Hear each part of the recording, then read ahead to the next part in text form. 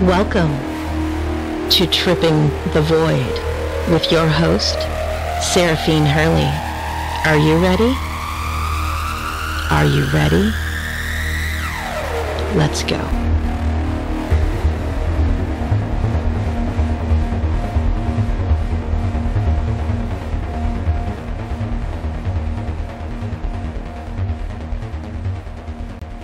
Well, thank you for joining me here on Tripping the Void. We are live. I'm sorry that we're a little bit late, considering that between weather and technical issues, I definitely appreciate that you're still hanging around to listen here. This is a live show, so the call-in number is 202-559-7943. And I'm Seraphine Hurley. And once again, like I said, this is Tripping the Void. So if you want to call in on our online deception show today, you can feel free to call in and let me know about your story about online deception, or if you have anything to add. I just see that there's a lot of scams lately. There's a lot of people going around saying things that are absolutely not true, or if they are true, I guess that they could be embellishing just a smidge, or I don't know. But in my research for my notes here, I was actually reading and I came across a quote by Anonymous, and it says, "Why do people lie online?" And the answer is because everyone lies on the internet. And I'm like, oh, that's great. That's just awesome. It's not like I'm not human. I'm not going to tell you that I've never lied in my life, but it's not something that I like to practice. So honesty is the best policy. And I'd rather have the truth, even if it hurts, because the truth is always better, instead of finding out later, something is really horrible, or, should have just done something different. But, there's all kinds of online deception, because web-based technology and all the new applications have basically revolutionized the way that content is actually generated, exchanged, learned, and understood, all via the internet, leading to all kinds of social media applications. So some of these applications are absolutely free. Some people actually subscribe to them. There's many, many services and goods. Social media has actually enabled the creation and exchange of real-time user-generated content and a range of internet-based applications. So this growth is fueled by not only more services and more applications every day, but also by the rate of their adoption by every user that comes on. So, however, the ease of getting the account also makes it easy for people and companies to deceive one another. So, previous work on just deception found people in general lie. It's just a fact of life, people. And I know that you guys most of us are grown-ups here, so we can say, yeah, a lot of people lie. We've lied in our lives, whatever. And a lot of people do it all the time. And several efforts to try to detect and understand the deception on the internet in all its many forms. They actually have people working on this in colleges, trying to figure out how and why people actually do this. And it's interesting and sad at the same time. Deception basically has been used in various contexts throughout all of our human history, like the Trojan War, like with the Trojan horse filled with all of the men, and they waited for everybody to be sleeping, and they came out and basically obliterated everybody.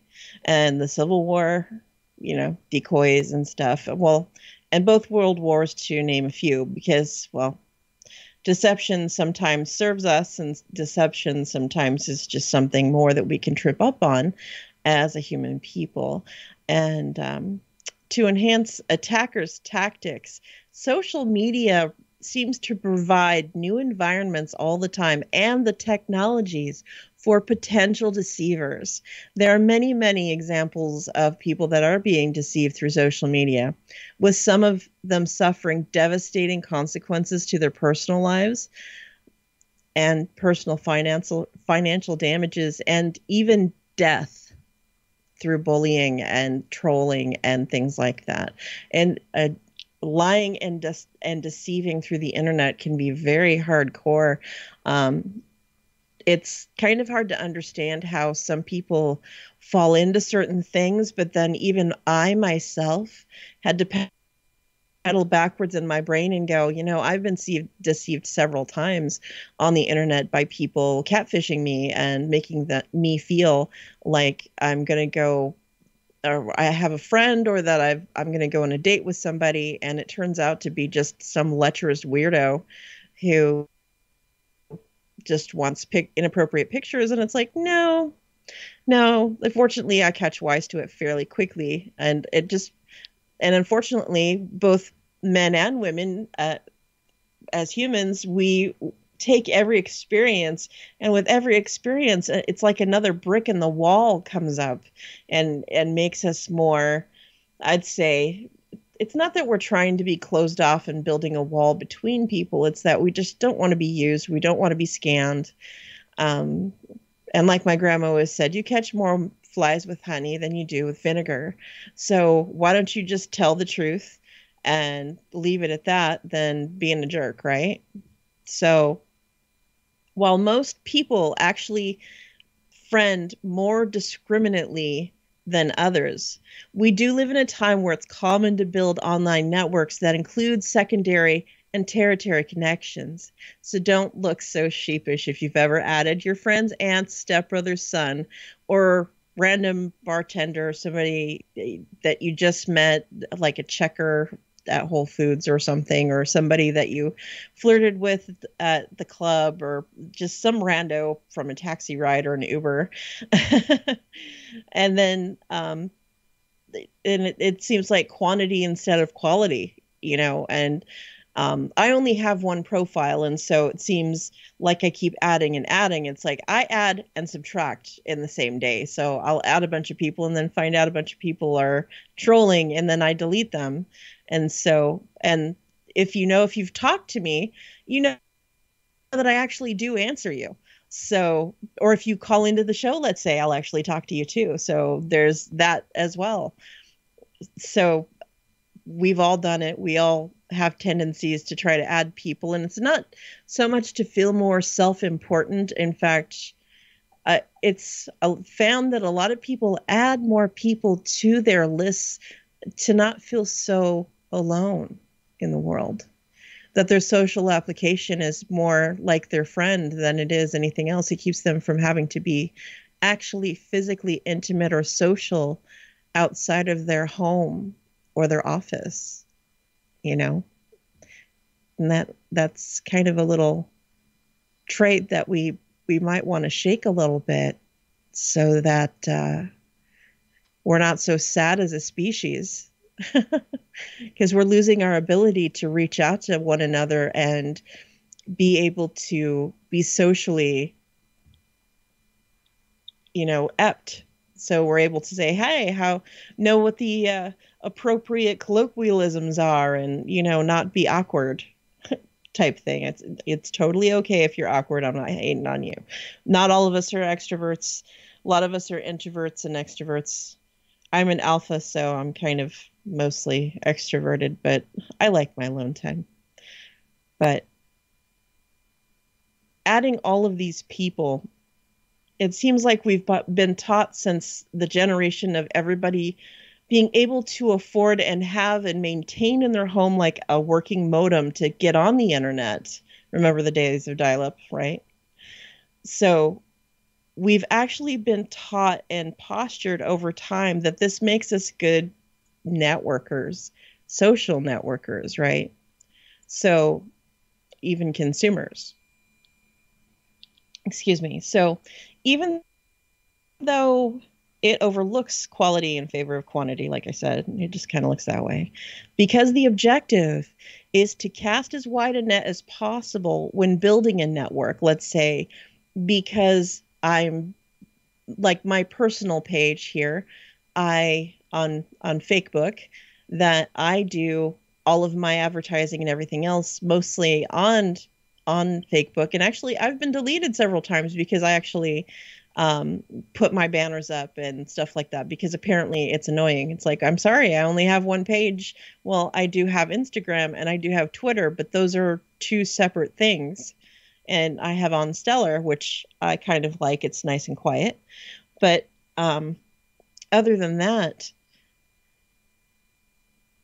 in all of this social strategy, let us think for a second. How do we know that anyone is who they claim to be, or anything, any company is who they claim to be? Like, let's go back to like dating on the internet and or just generally meeting a friend. Like, you have friend places where you, like Facebook, where you connect with people that you used to know, or even get some new friends, or other things, or you reaching out to people. But how could we spot a catfish if one came into our social network? The answer is there's several ways that you can, but you're not going to outwardly see somebody messing around and not doing what they say that they're doing, or being who they say they are. Excuse me. So the internet has certainly made it hard to do everything, maintain being a responsible adult and paying our bills, because like I said, one of my soapbox issues with online right now is I've actually had my bank card hijacked 3 times in less than 2 months. And that is hard when you have to do everything with your bank card. That hardly, well, you can do cash, but then the bank questions why you're taking cash out, and they're kind of getting rid of the cash thing. I mean, I don't know about you, but I've actually been places where they say that they don't even accept cash. And I'm kind of like, huh? Like, so we're not doing cash, we're just doing cards now? So when we're talking about the internet and all of the things that we do, one of the biggest things that people use it for, besides paying their bills and going on Facebook and doing their thing, is go on dating applications. Dating and applications and going on social media has a lot to do with everything that I'm talking about, because you can fake your way through a lot of stuff. And in fact, over 53%, and this is as of 2018, over 53% of Americans fabricate parts of their profiles. 53%. That's a lot. So, and more than half of online actual people that are daters believe that they've seen someone else present false information in their profile. So obviously, A goes to B here. Common motivations for catfishing. So those of you that don't know what catfishing is that that's basically pretending that you are something or someone else so that you can get something or get revenge or whatever. A lot of, excuse me, losing my voice, a lot of common motivations that they say for catfishing itself are, and these are just the top ones: revenge, loneliness, and boredom. And I'm sorry, I don't care how bored you are. Don't be going into some Lonely Hearts Club thing and catfishing some poor person, because not everybody has the esteem to be able to handle that kind of letdown. Come on, people, let's be a little bit nice. Catfishers are also commonly compulsive liars, have low self-esteem themselves, and have been abused or did the abusing. So they're either the abused or the abuser. So not that that's a huge shock. And this, guys and dolls, when I'm talking catfishing, this isn't just for dating. Catfishing happens even when there's people on the internet that are doubling your profile and taking your profile pictures, pretending to be you for no reason at all other than to troll. So they're also catfishing and trolling. So it's kind of the same thing, only catfishers are a little more involved than trolls. I mean, we've seen some pretty well-involved trolls, but catfishers are pretty much, yeah. Over 28% of online dating application users have been contacted in a way that made them feel harassed or uncomfortable. And like I said, I'm taking this from a 2018 poll, and it's random. But the whole thing is, on Facebook, I know a lot of the ladies here on Late Night in the Midlands have been contacted inappropriately. I bet some men have also been contacted inappropriately or in a way that they feel harassed or uncomfortable as well. Because I believe that in this internet society that we have, which is kind of a necessary evil at this time, that it's almost like you become a commodity. Well, we already were, but that's another show. And we're sexualized. So just because I have long black hair and blue-green eyes, I'm sexualized. Or just because I'm female, I'm sexualized. Or just because I wear black. There's no real rhyme or reason, excuse me, to being or figuring out why you're actually being harassed in a way that makes you feel uncomfortable. And some of that stuff, letting you guys know, if you haven't already known it, some of it is actually reportable. It's not just to TOS, terms of service somebody. You can actually contact your local police and let them know that you are being online bullied and that you are afraid. Some of these people are creepy.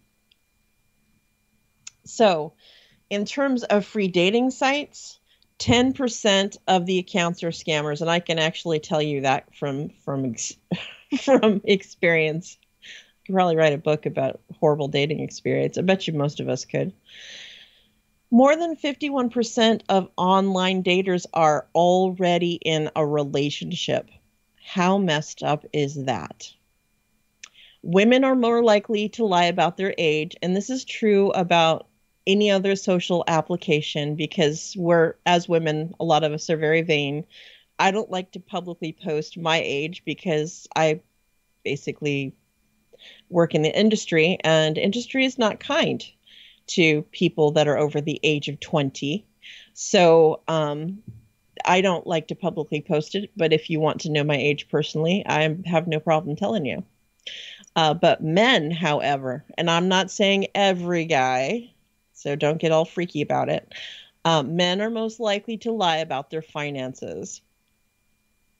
And what is it my business about somebody's finances unless they're marrying me? I mean, I have no idea why that is even a thing. But Facebook is actually the most common place to be catfished or deceived. And one of the best ways to keep from being deceived by the same person, or the moment that you think something's fishy, please go with your gut and just block the person. You don't always have to report them, but if they did something really heinous, like sent you a picture that you didn't expect or want, definitely report them. And so people will know better the next time. But unfortunately, a lot of times the person can just go back around and what? Yes, they can make another profile. So making another profile and making another name, or even using the same name, just changing, all Facebook wants you to do is have an email. Excuse me, a name that sounds halfway normal. So can't call yourself Moonchild Angel Baby or something, because then they're going to think it's weird. But I've seen stranger names on there that are actually real. Excuse me, my allergies are killing me today for some reason. So in about 2011, just 2011 alone, and this is what gets me, the FBI received 5,600-ish complaints just about romance scams on the internet, mostly Facebook. Once again, ladies and gentlemen, this is a live show, and the phone number is 202-559-7943 if you'd like to call in. So according to the interwebs, about 83 million Facebook accounts are fake. 83 million. That's more than a couple. 97% of those fake accounts claim to be female. 60% of fake accounts claim to be bisexual. Fake users tend to have 6 times more friends than real users. Some other signs to look out for that I found include that the person is real vague about their past and always seems to be traveling, has some sort of recent traumatic event happens in their personal life. The person's usually really busy, or they're real super Debbie Downer, where something's always so horrible in their life and something's always happening and blah, blah, blah, because they're just trying to placate. But the good news is, if this is good news at all, that most of these lies are actually kind of on the minor side. Most of them. Although the internet can actually make extreme deception a whole lot easier, and the creation of completely false identities is more likely to occur online than offline, catfishing is still not a common aspect of most people's online behavior. So I don't know where they get that, but it's like, okay. But for example, in a study of online daters, only 16% ever encountered a catfish.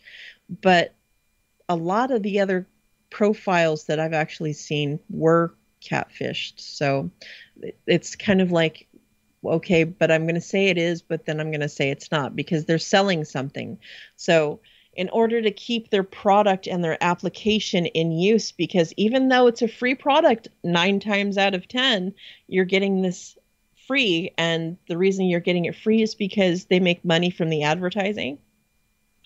So they're going to make sure that you know that their product is at least semi-safe. Obviously, they're going to say you have to join on and accept the terms and conditions, that they're not liable, blah, blah, blah, just like Facebook and Instagram and Tumblr and all these other places, Twitter included. Whether there's lots of scams there too.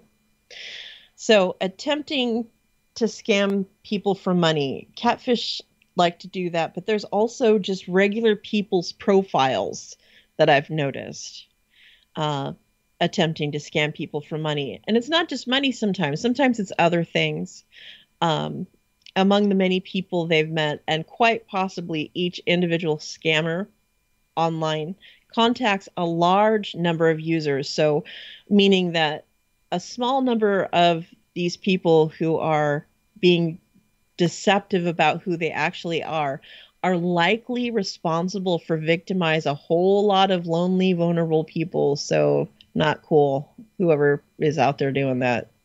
So deception on social media and other virtual communities can be a very serious issue. So there are several different kinds and types of online deception. So by appearance, motivation, and by how the deceiver chooses to exact or execute their lie. So this includes identity deception, stealing other people's pictures, mimicking the person lying by using insincere statements, false excuses, false promises, and fraud.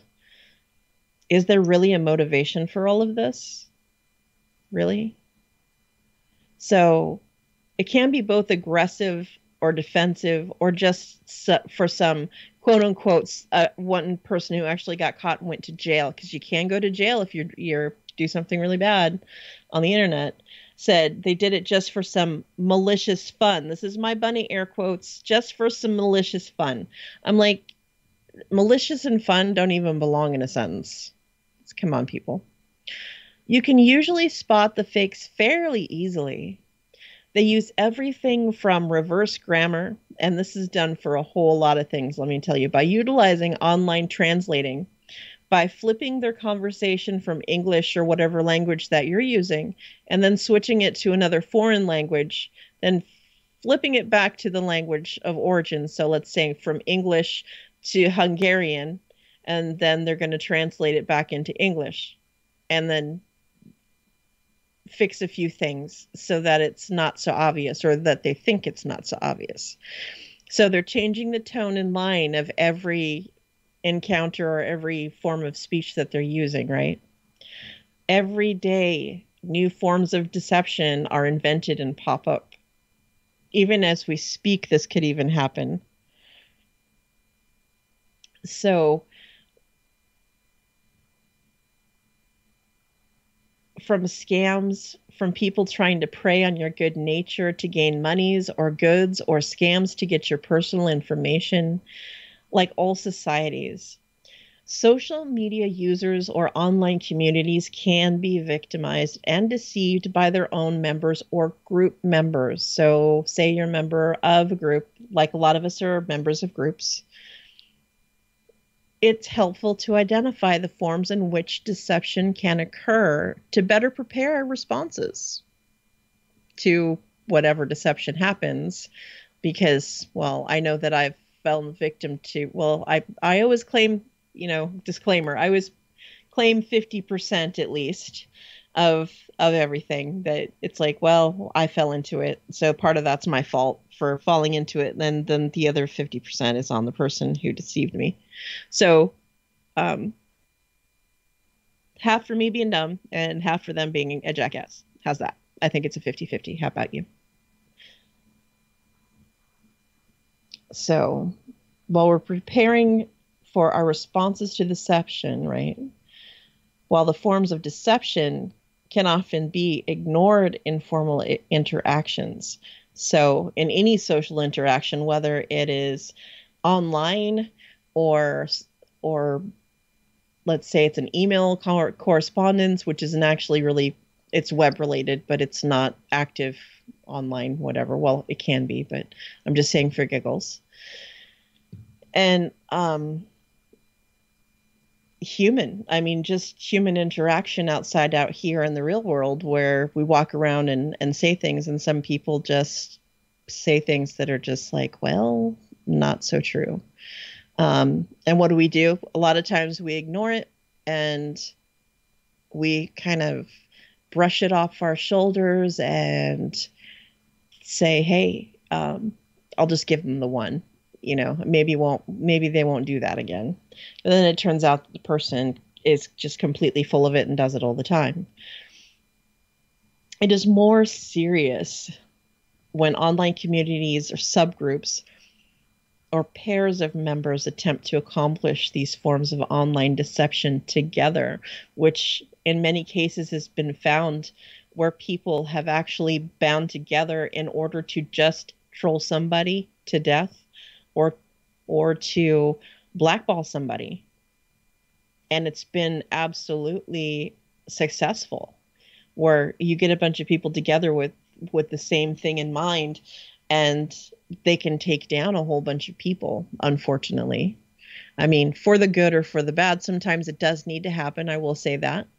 But I'm going to say also that when it's a person that's not related to something geopolitical or a company or something like that, if it's just a regular person, that's just harsh. So online deception can occur in many ways. So many of these lies and false statements are intended to gain some advantage to the liar all of the time, not even some of the time. There's always some kind of advantage. There's always some kind of thing to be gained by the lies, either by status or whatever. We'll be revisiting this. So, but the deceptions can also include indirect methods like programs to infiltrate your personal information, as I touched on it earlier.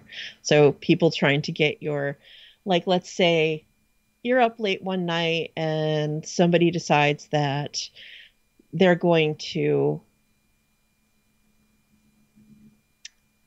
instant message you or PM you, and you decide, and it's somebody that you know from your social media page, and you decide to talk to them. You don't know them real well, but you know them well enough to go ahead and,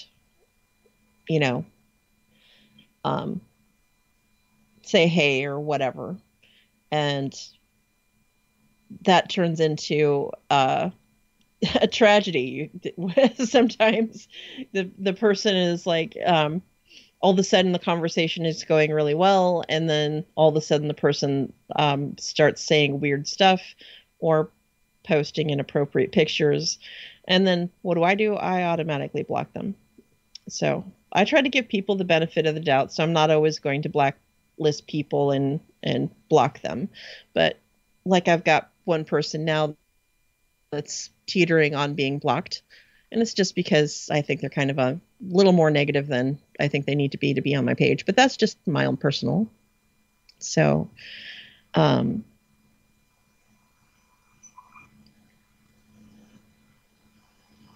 when people are pretending to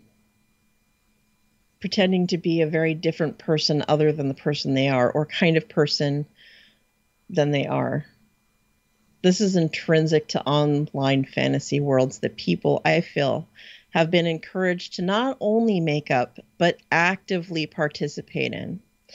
Other interactions, as when participants in a group or in a discussion group pretend to be a different gender, different background, or personality other than their true ones, such as online trolls, which is our favorite thing.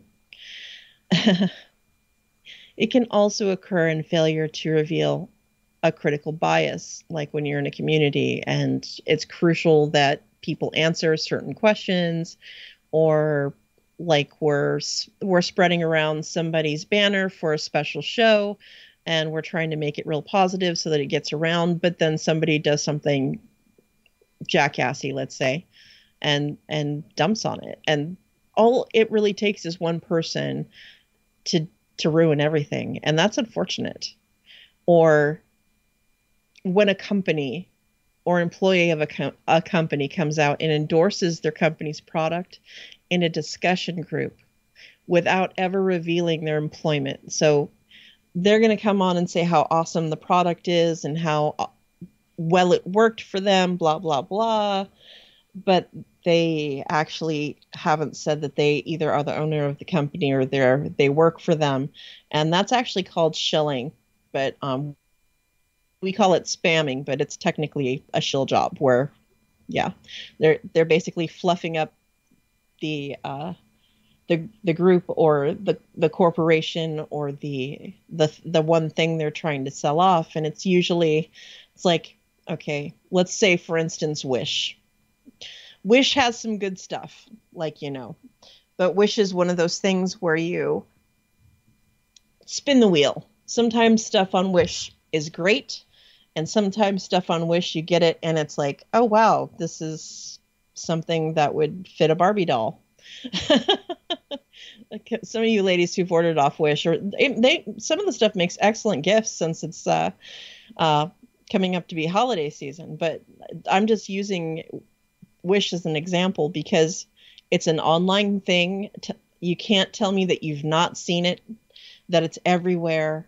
They come up in just about every other little line of newsreel that you see on your Facebook profile or on your feed, and you see it, and you just don't know what you're getting sometimes until you actually get it. And sometimes it's just a POC and there's nothing you can do about it, because the frequent lack of oral or visual clues in cyberspace, the interwebs, easily facilitates identity and any kind of attempt at deception. So mimicking, so in case you don't know what that means, imitating of data and its processes, such as fake web pages intended to steal credit card numbers, fake bills for services that are not rendered, and hijacking of sites and connections are becoming a whole lot more common. And this is how the first time my card got stolen, I had to re-up my driver's license. I should have done it while I was in Washington State because I have 2 addresses. Because here in Florida, it's a little more complicated. My Washington State driver's license, I can have 2 addresses.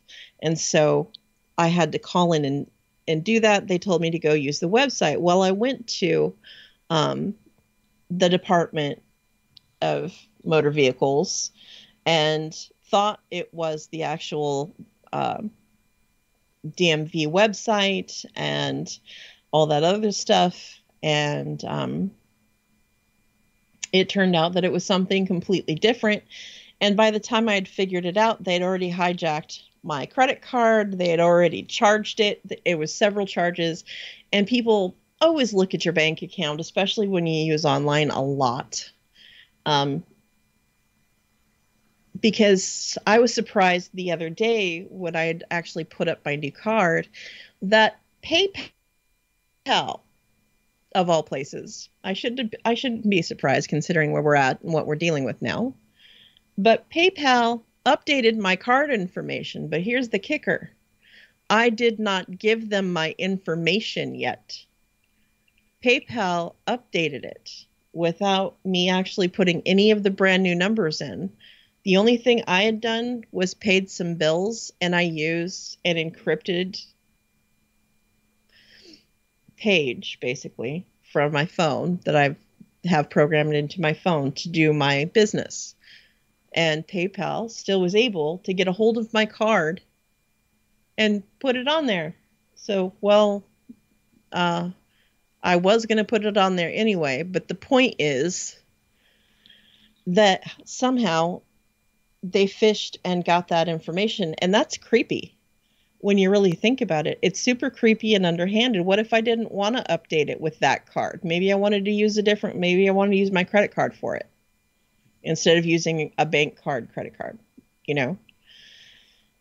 So there's a lot of places that are billing for services that are not rendered. Like if you've been, let's say that you're looking for something like dog treats or cat treats, or looking for toys for your dogs or whatever. You type that into the search engine. Well, there's websites that actually put in the words, the search words, the most popular search words. And as soon as you see something come up, a lot of people click on that top one. Well, the top one isn't always the best one to be clicking on. Number one, you pay for your spot. So Google is the number one search engine because they've paid their way to be the number one search engine. And everybody who comes up top and number one on their list has paid to be the top and number one on their list. Like J.D. Power and Associates, you've heard of them? A lot of people pay to get those awards. It's a bunch of Bravo Sierra, a lot of Bravo Sierra, just to give you a false sense of security with certain things and processes and goods and services. So aside from being hijacked and having your connections being hijacked, which is becoming a whole lot more common than it used to, insincere responses to other people, posturing. And this, I've actually even seen bots do this, or not just bots, but people who are trying to sell something, and it's just kind of like a insincere, oh yeah, I understand your situation kind of thing. Like my call to these people trying to sell me web services, web.com, or there's people trying to tell me that if I spend $300, they're going to give me at least 10,000 people per week. And I'm like, you can't guarantee me that, obviously. I know that you can't guarantee me that. So quit trying to tell me. I mean, I'm an adult. I know in all of the work that I've done in these years that you can't promise me anything like that unless you have a direct line. And the only person that's got a direct line to that is Google itself, which would be a pain to be. I wouldn't want to be directly associated with that because of the amount of traffic. It would crash my site all the time. But you get all these exaggerated responses. Like you talk to somebody about a certain thing, and let's say you don't know the person very well, or you're talking about a specific product, or let's say you went to Amazon and you received your product wasn't so good. You post online and they make an exaggerated response that you would actually talk to them, and then you they tried to resolve the matter, and it actually didn't happen. And then they pay to have their black mark that you just are about to put on there. They can pay to take the black mark off. So it's kind of like, it's like we don't even have the power to tell people that their products are crud because we receive a horrible product, and we have the right to tell other people that the product is horrible, but we post it, and the post can either get erased or somebody can put an exaggerated response up, and most people will read that and think that you're just Debbie Downer and you're trying to make a problem for them. Oh, poor people. That person is just mad because blah, blah, blah. Well, these can also include substitutions and different emotional responses for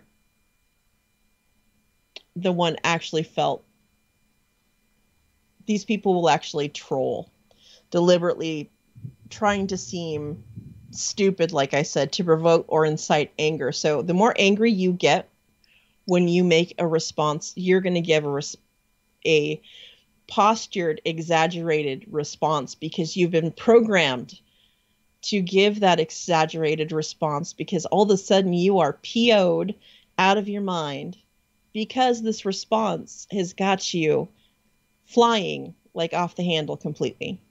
Like you're completely losing it. And, because most of us, it's not easy. Nothing's easy anymore. I mean, with the facilitation of internet and everything else, we can do things a lot faster. It just doesn't mean it's easier, And like I said, you're also going to find that your deceptor or deceptors are going to feign excuses. So like you're going to try to talk to somebody or even try to bring somebody online or bring somebody on your show. They're going to feign excuses and allege reasons for not being able or available to Skype or video chat. And these are going to be super lame excuses. Excuses as to why they have no profile pictures or very few to no information about themselves, or product pictures where you see these products. Let's take weight loss products. I know for a fact, because I used to work for a weight loss product place, that they actually will take pictures of people who are already physically fit. They actually hire models to model, oh my gosh, I lost so much weight with this weight loss program. And they try to, using, different applications made available through the internet, they can make the person look like that other person and do a side-to-side view and put that person's head or something very similar to them on that body to make it look like a before and after. Clever, huh? Well, some of us already knew that, but seriously, it's still happening. I mean, it's got to stop someplace. So going into that, people making false promises, fake claims, false advertising, where there's limited ability to view, feel, and see a product online. This helps inflate claims by the seller always. So do your homework. If you don't know who the seller is or if it looks too good to be true, it usually is. And that really is the rule of thumb. If you can't see the product, you can't, or you see a really pretty picture of the product and you're like, oh, this would be really cool for me or really cool for somebody else, but they only have like one picture of one item, but it comes in 8 colors, but they don't show picture of the colors or whatever. I mean, that not just goes to claims by sales or other corporations. You also have to be aware of what? Fake news. The internet has made it easy, and not just the internet, but cable itself, to make up fake news, often thought to be a coordinated effort by a lot of multimedia outlets. Disinformation campaigns all over the place to convince people of things that are false, like something that's happening or an event that didn't even happen, which we've found. And this isn't a conspiracy theory. This is actually happening, folks, where people are actually falling into this oh my gosh, but they interviewed all these people, but you didn't see anybody hurt. You saw lots of ambulances, yeah. Saw lots of cop cars, but you didn't see anybody being taken out, like when there was that unfortunate incident in Boston, the unfortunate incidents at Sandy Hook. I mean, lots of things where, I mean, you can see that possibly some things are fake, a lot of things are real, but you gotta take some things with a grain of salt. If it looks like a duck and quacks like a duck, it's not always a duck anymore. Sometimes it's a cat. You just got to really do your homework and really kind of look through, use other media outlets. I tend to go across the pond and read The Independent or Al Jazeera and see if you want to get real news and find out what's really happening. They're not censored and refiltered like our news is. Well, they do have some censors, but it's not as bad as it is here where everything's all regurgitated and made more sanitary for our reading purposes, or more compelling to keep us scared and freaked out, or that sense of security that I said that a lot of us have that's super false. False senses of security are just everywhere. So the other things that we have that I believe that a lot of the social media places have made so easy to happen,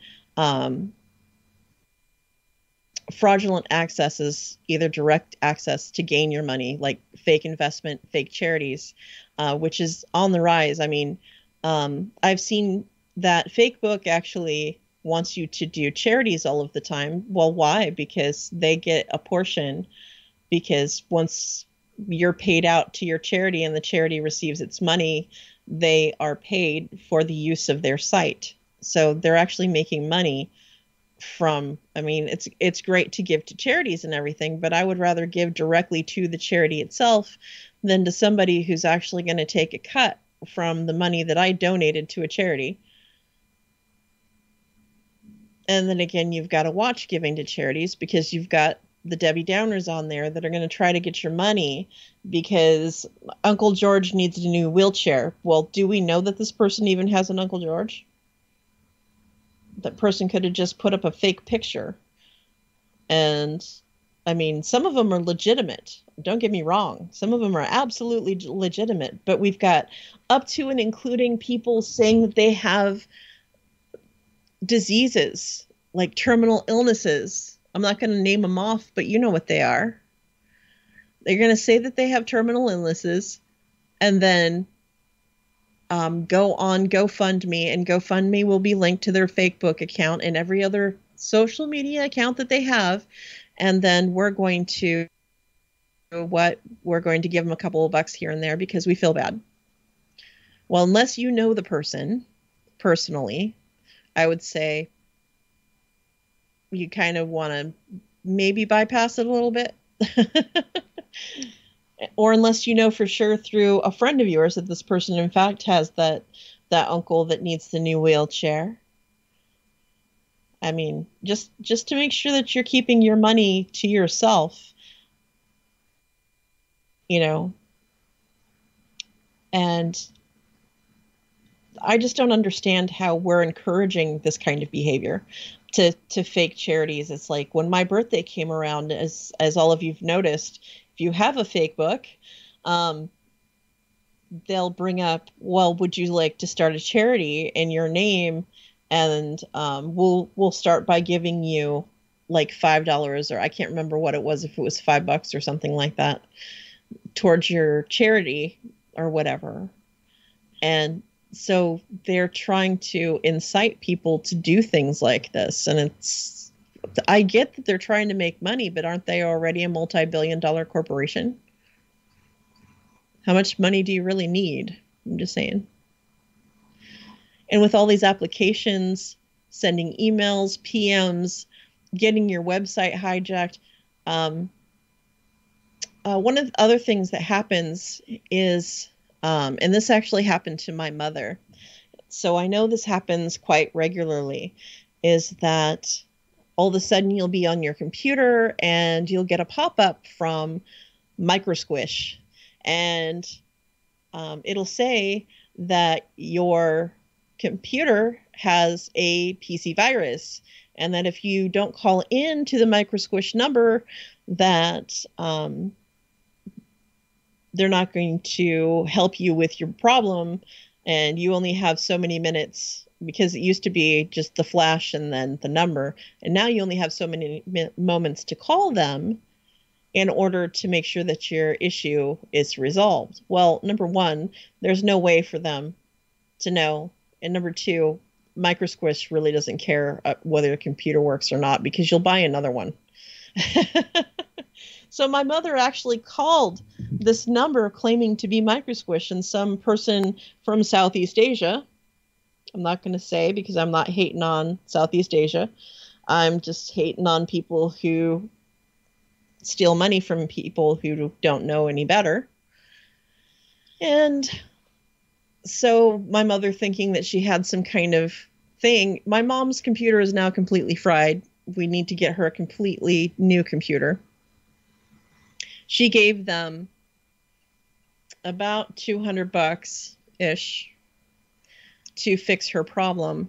The problem was not resolved. I got an angry phone call from my mother because Microsquish didn't help, and so I needed to call Microsquish, and I didn't hear the end of this hour conversation with my mother when I had to tell her, basically, do you want me to call Microsquish so that they can tell you that they don't care about your computer? I mean, come on. It just, go with your gut, go with what you know, and know that none of these people in these places care about whether your computer works. They're not personally talking to you. It is an ad. It is basically a piece of spam. And to get it off your computer, just exit out of the page that you were on and don't touch that header. Don't touch it at all. Because I'm here to tell you that even if you get that in your email, don't click on it. Don't even open it, because it'll either hijack you to a website or implant a virus into your PC or laptop or whatever you're using. And by the way, your phone, your phone can actually get computer viruses. So you have to be very careful about opening your mail, just to make sure that you're not opening anything that's going to be potentially harmful to your device, because your device isn't always going to tell you, because some of these web programs that have been invented actually are so deceptive that they look absolutely on the level. And with being on the level, I mean, to somebody who doesn't know any better, of course they're going to click on it, and so they're going to continue to play games. And that's the other thing, games. It's another way somebody I know ruined their computer, is uploading gameware. And I'm not talking like Warcraft or Elder Scrolls. I'm talking about like Wild Tangent and a couple of the other game servers. Some of the games are on the level and they're good programs. But there's also phishing programs that are there to phish your computer while you're playing a game. So it's another thing to think about. What are you putting into your computer and what are you putting into your phone? Not here to make you paranoid, but also I'm kind of here to let you know to be smart about what you download, what you open, and who you let into your world. Because not everybody has your best intentions, especially people on the computer for some reason. So, on the other hand, when we're talking about people being people, there are a whole bunch of people that will tell lies to avoid public punishment. Like, let's say they did something really bad. They trolled somebody, it went badly. Or they hurt somebody, it went badly, or these people are going to end up in jail, and they're going to lie about it on the internet, so that they can avoid public ridicule or as when a member of a virtual community or a social network is violating terms of service or breaks secrecy within a community or a house and then denies breaking it. It also lies as acts of aggression. So when a member of a community or social community lies to someone by whom they've been hurt to try to hurt them back. And that's also costly.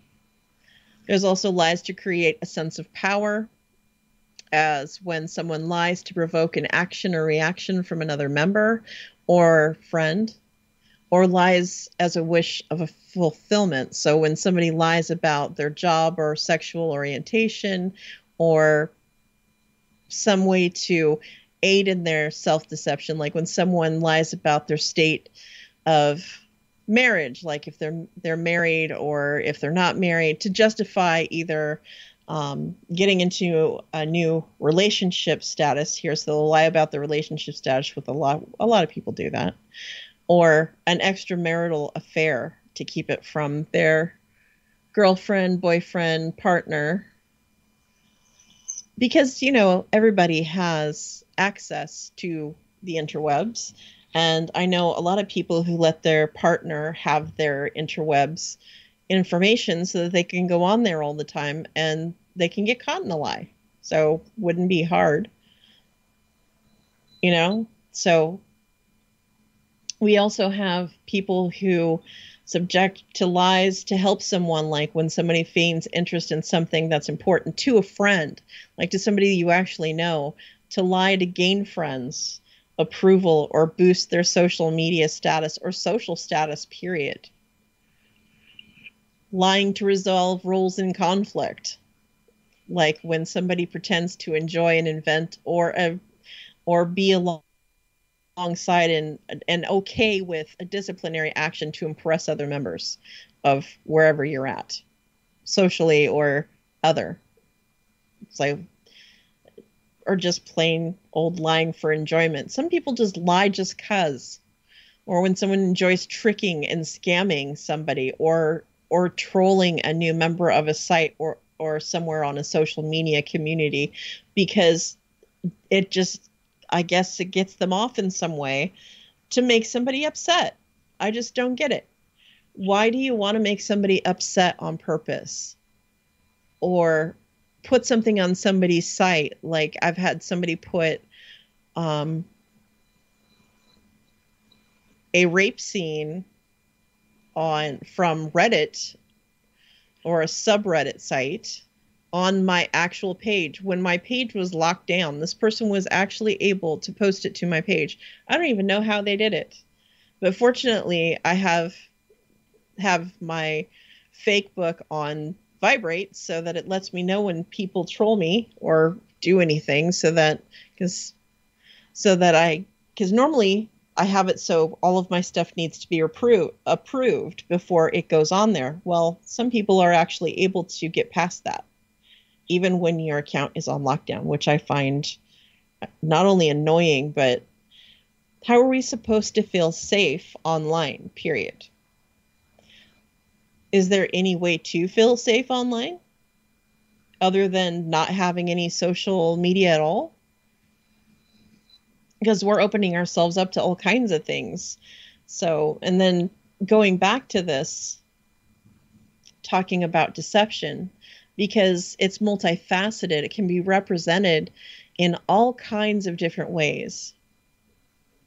We've got masking, repackaging, and dazzling. Like I said the other day, it's like a turd rolled in glitter is still a turd. It might be pretty and sparkly, but it's still a turd. I mean, come on. So these are forms of hiding the real and then mimicking and inventing or reinventing, or being a decoy or double playing, having multiple profiles under different names and pictures. So when you're double playing, this deception actually involves a person who initiates an action, such as when a person pretends to be somebody else, when someone lies that they did something for another person, or someone pretends to be angry about something or some other stupid reason, right?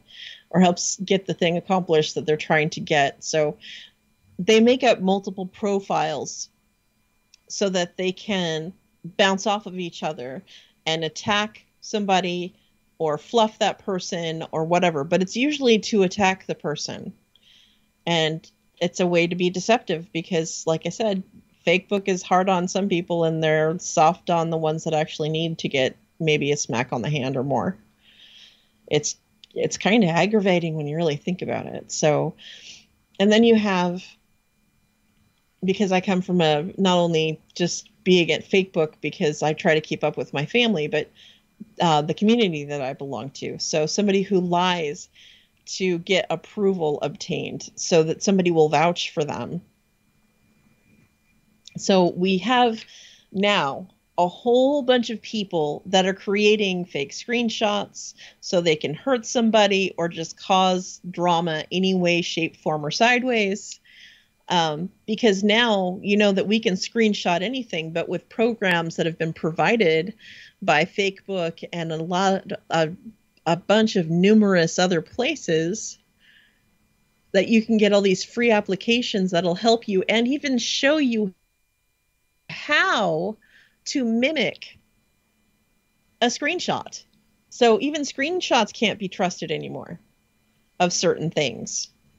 It's like, let's say I know the person and obviously I know that this has been going on and that's what's happened. But then you have people that are trolling or people that are pulling double duty and they're attacking somebody, but they're pulling screenshots from somebody where they have stolen their picture and created screenshots of this person saying something that they never said at all to get them in trouble, which is messed up when you think about it.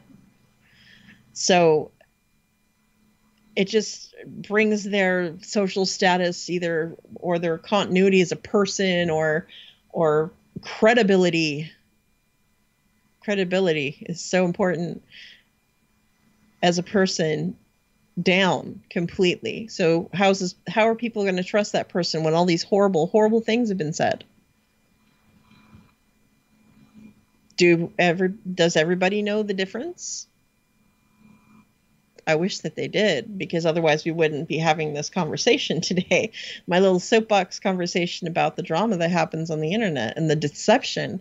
And the fact that it's encouraged. That's the thing that makes me the most sick, is that it's absolutely encouraged. So we have all these people, we're having causes, people that are lying. They're trying to get people's profiles taken down. They're trying to get their systems to crash. They're trying to give excuses. They're trying to be things that they're not, to excuse absences or lies about why they joined, or when somebody claims,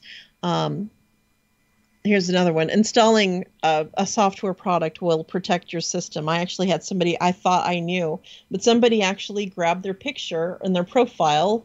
So make sure your passwords are changed every once in a while. And I tried it and it's messed up my computer pretty bad. So even software, somebody claims that, and you can't even trust that sometimes. So like I said, that commercial flash ad they're getting ingenious with the ways that they deceive people with those flash shots and the screen ads and banners that pop up like old school AOL, if some of you remember that, or old enough to remember old school AOL, where you'd be typing away working on a project and then the chat window would just pop up in the middle of everything. Well, that's how some of these banners work, where it's just a pop-up banner with sentences in it that looks like somebody's actually talking to you, but they're actually not talking to you. It is a bot that's trying to get you to buy into their scam, which is weird and creepy. Excuse me. I mean, and like I said previously, when there's free programs, all of these free programs that are available. One of the reasons why they're free is because, and it's the main reason, is because they're paid by all the ads that subscribe to them. And then they get paid to give the information that they used with phishing techniques to get when you downloaded that game or you went to this shopping site, or anything. It can be almost anything now to get all of this phishing done, to get all of your information, to know what you did, to get and they report it all back.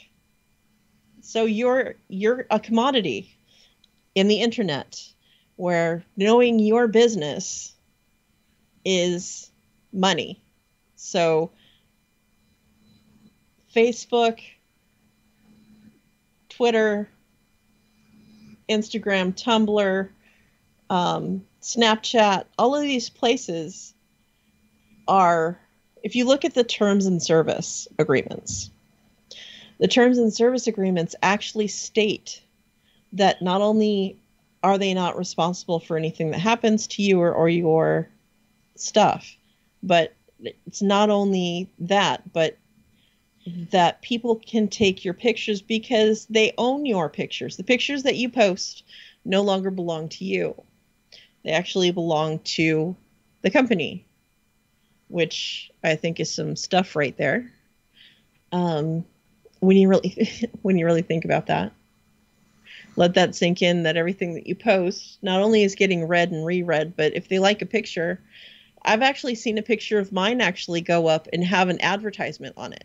And this was like a couple of years ago, because as some of you know that have been on my social media page, you see that I take a lot of photographs I have a lot of nature photographs, or when I travel, I do a lot of pictures of just random things I think are cool. And this was a picture of a sunset on the harbor over here on the river. And it's actually, the picture's still up on my profile. And I can't believe that they used it. And I got super mad, and I contacted them, and they got back to me, which I was surprised they actually even got back to me. And they said, due to your terms of service, and they actually sent me the paragraph where it actually says that they own the pictures.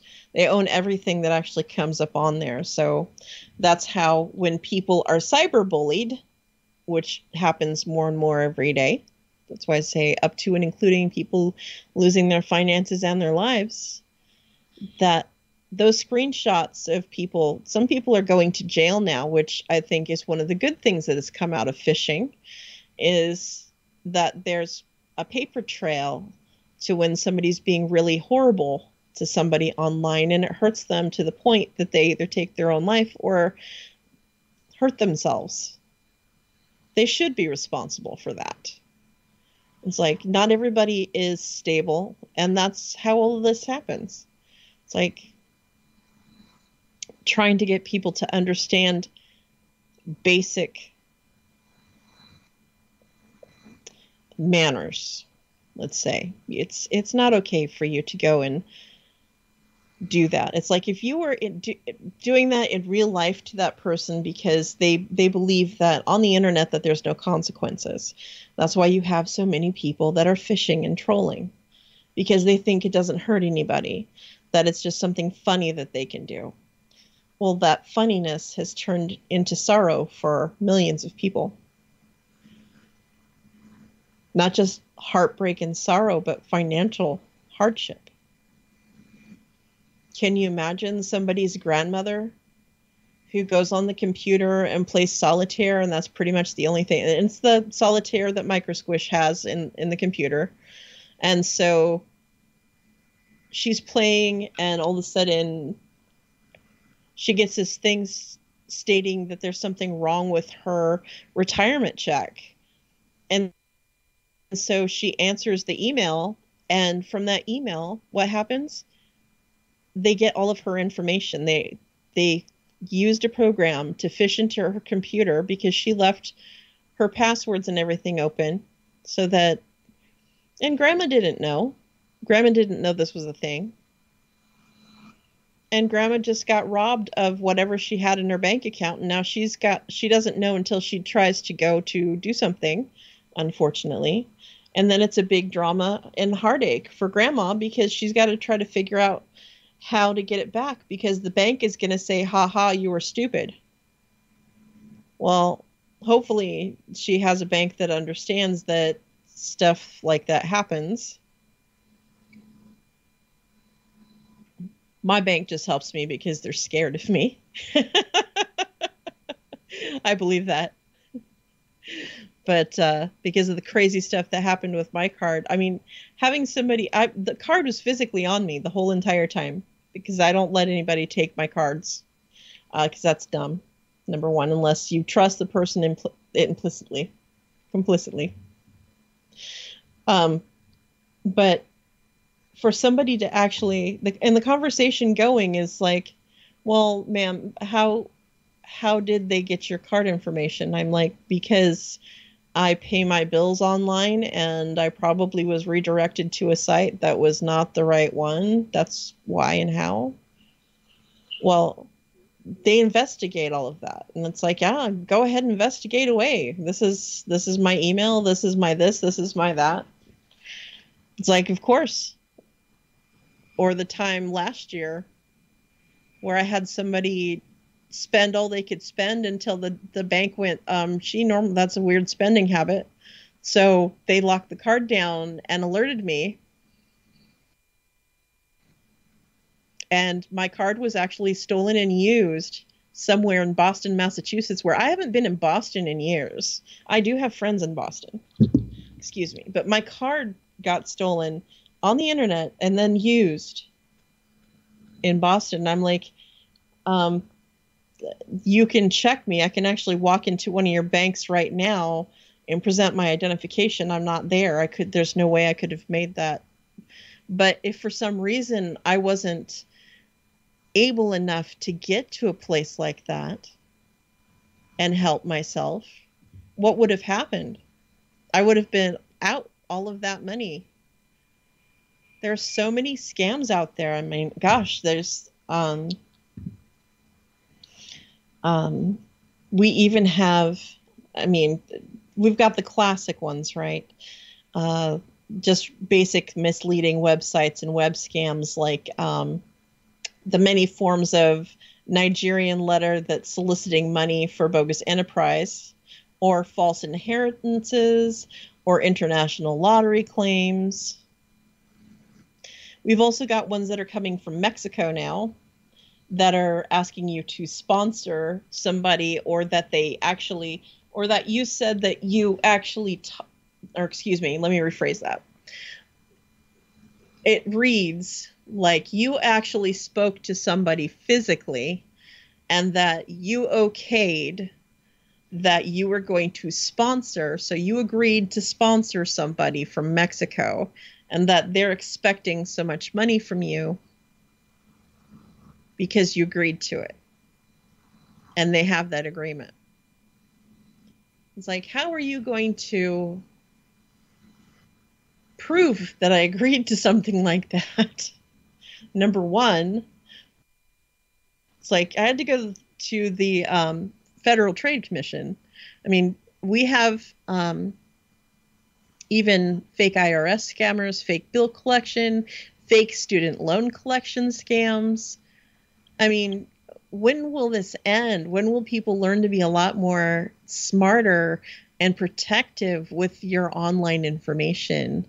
I'm not saying everybody's a dummy, but it's so easy, even me. And I can do some really interesting stuff with a computer. But I've even gotten taken by stupid people or people pretending to be somebody else.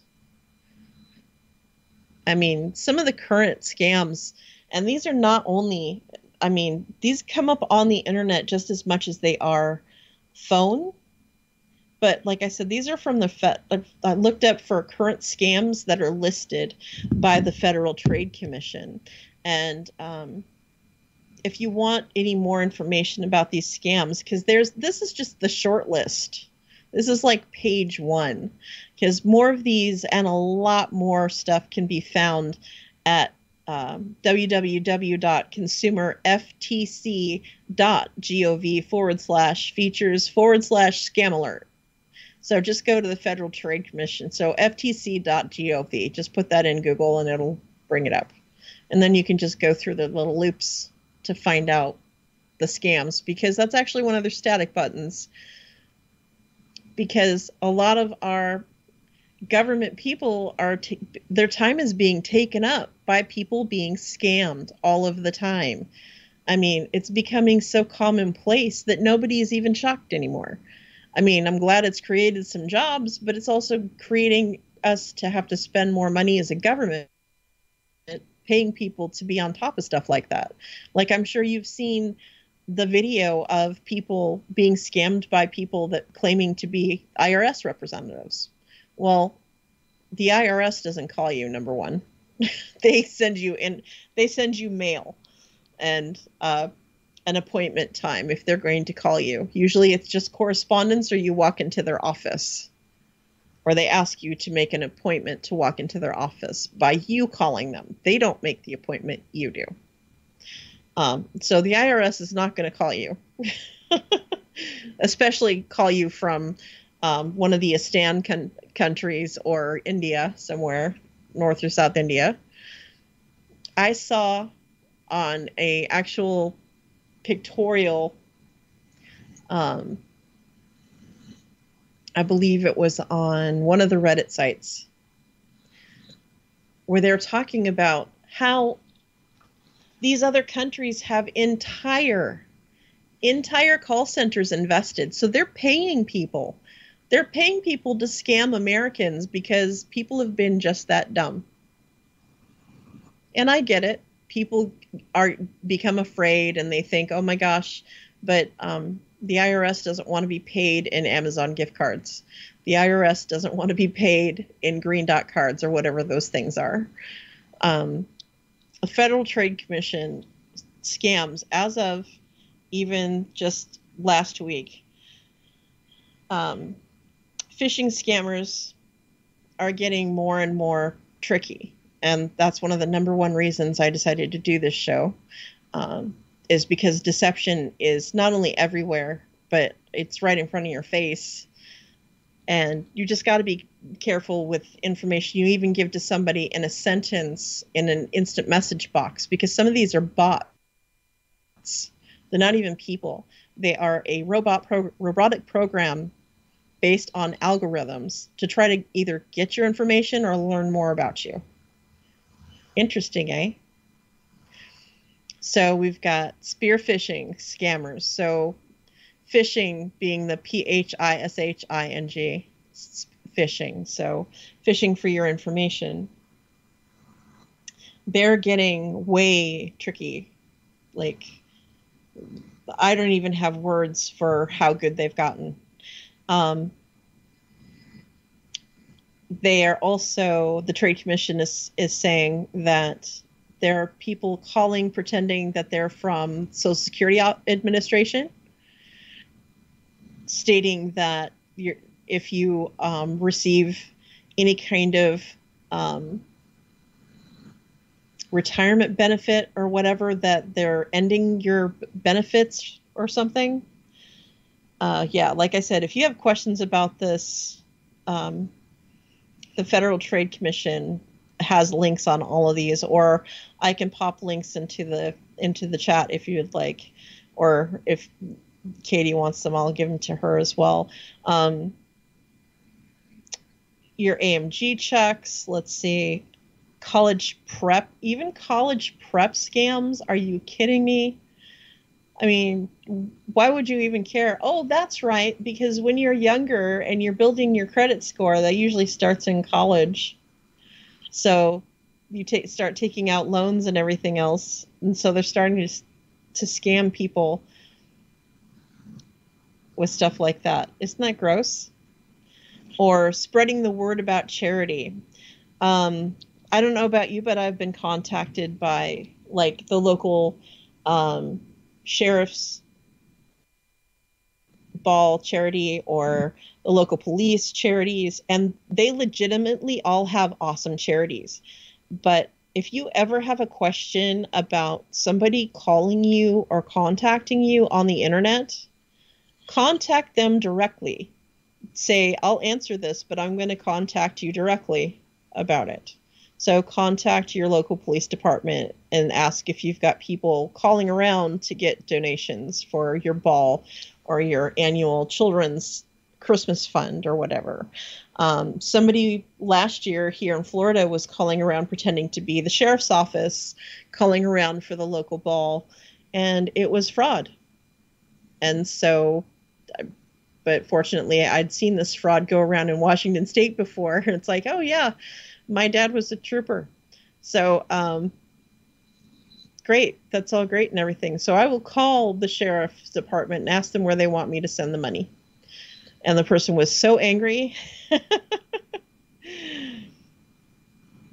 There's also vehicle history report scams. There's people that are emailing, sending private messages and calling even your cell phones about history reports on your motor vehicle. So on your car, they're going to ask you or tell you about warranty extension, or they're going to tell you that there's something that popped up on the report for your car that you need to be aware about. And they're going to pretend to be from the Department of Motor Vehicles or somewhere that sounds super important. And so what's going to happen if you don't listen really actively listen to the person calling or please read everything through. Don't skim, because that's when we all get in trouble. Because you never know, you could be giving all of your information to somebody random about something, and that person could end up with your car note. They could end up with your information about your credit. We've even got scammers, like I said. The IRS ones are, not only are they hilarious, but they're annoying. But scammers demanding gift cards for payment. There is nobody on this planet that receives gift cards as payment unless it's Amazon.com and you have an Amazon gift certificate or a Visa gift certificate to pay for an item. Or people aren't going to call and demand you to pay with a gift card for anything. Another new one is charity scams following hurricanes. So after the last two hurricanes, we've got a scam that has come up claiming they either claim to be from FEMA, they find out about through phishing who your insurance provider is, and they call acting all official and get your information and get money from you, saying that, well, if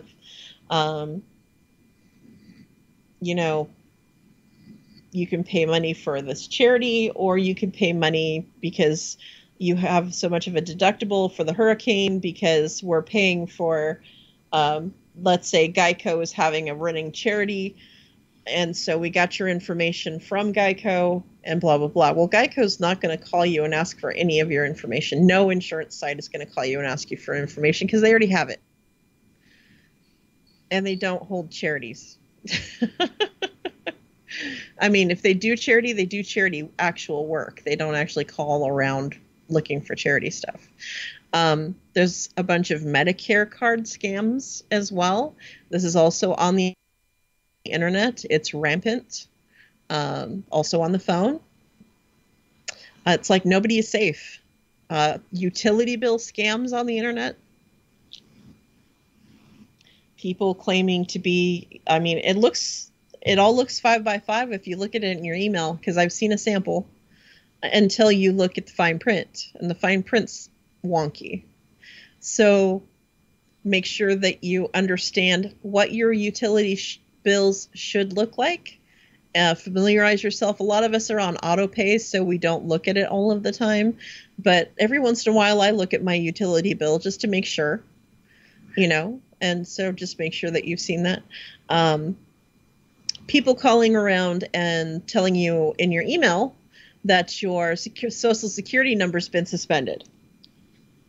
your social security number will never be suspended. That social security number is basically your ID.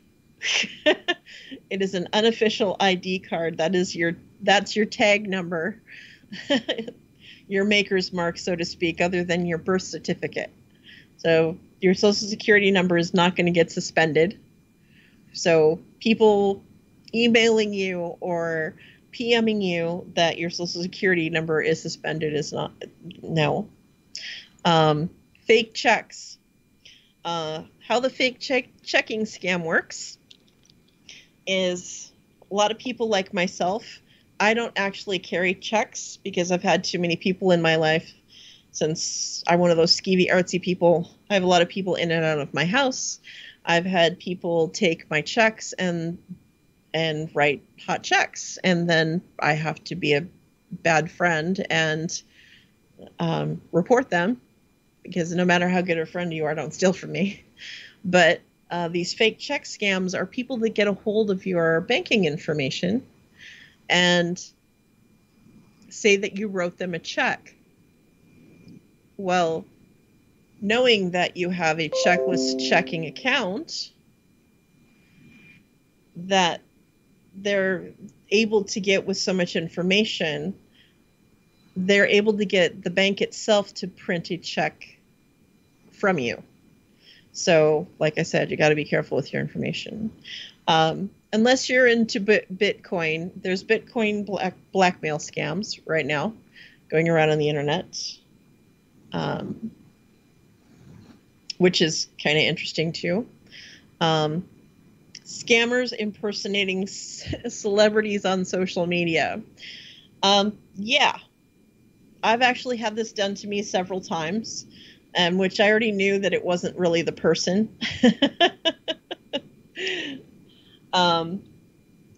Because of several reasons. But I had a lot of fun with the people trying to play off that was the person. The first person who contacted me was Sir Paul McCartney.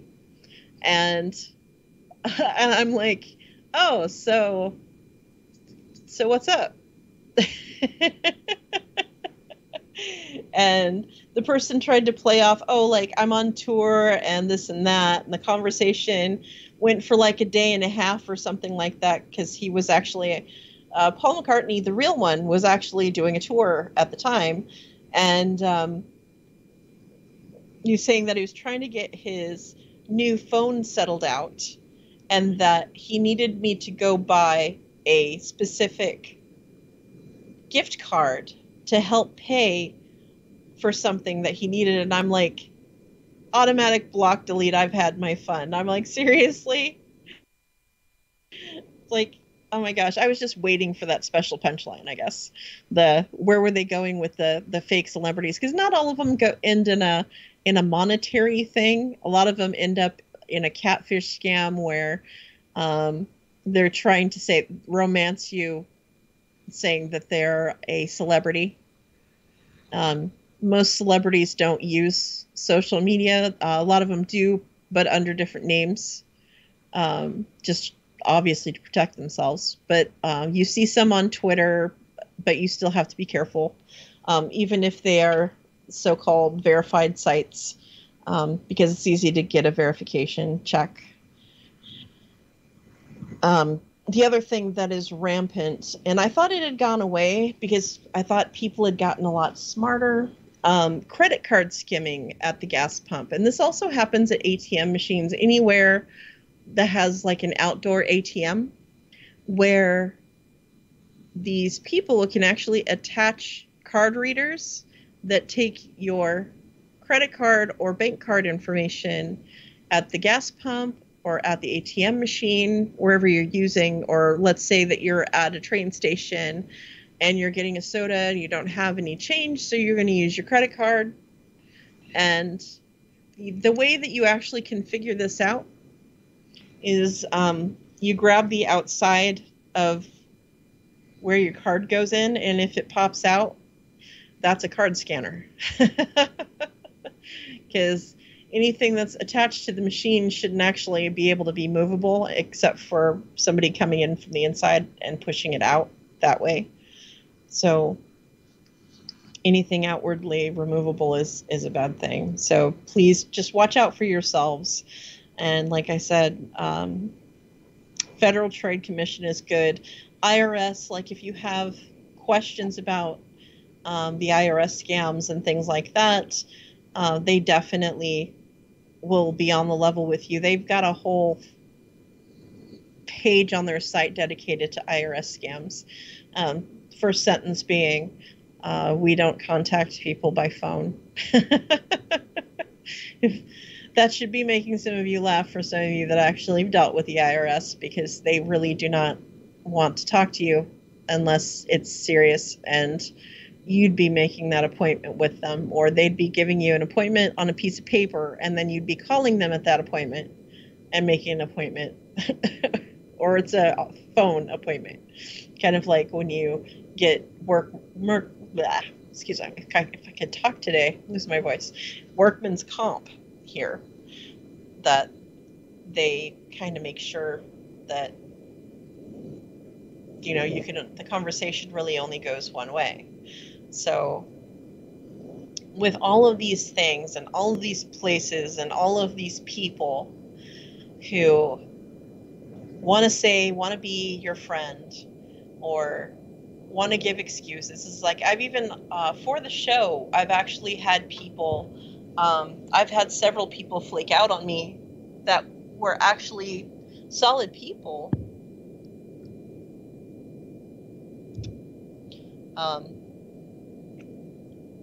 that said they wanted to do the show and couldn't do the show, and it was all very last minute, like within the last 45 minutes of my having to do the show.